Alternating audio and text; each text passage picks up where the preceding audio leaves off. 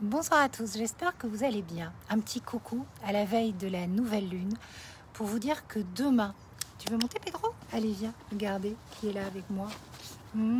Petit coucou de Pedro. Pour vous dire que demain, le temps va s'arrêter. La conscience va être comme occultée pour un retour vers l'intérieur, vers le passé qui peut être repensé mais aussi réapparaître tel le retour du refoulé. On entre dans une période de virage important où nous allons avoir la sensation que le temps s'accélère et où on peut avoir de nouveaux jeux, de nouvelles cartes dans les mains. L'éclipse solaire qui est conjointe, il est là, qui est conjointe au nœud sud représente le passé, mais c'est aussi un espace de haute sagesse en fait, aux tonalités saturniennes qui va nous permettre de mettre du sens. Donc l'invitation finalement de cette éclipse, alors que nous sommes dans l'archétype de la balance et que nous le visitons, c'est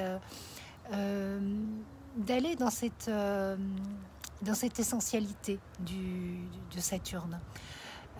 Et puis, nous allons pour la prochaine lunaison, qui sera une éclipse de lune, être connectés à la vibration du nœud nord. Le nœud nord, c'est vraiment une terre d'appel, une terre d'expérience et surtout une terre de métamorphose nécessaire. L'axe des nœuds lunaires, c'est pas une vision simpliste à se libérer du passé pour accomplir notre destinée.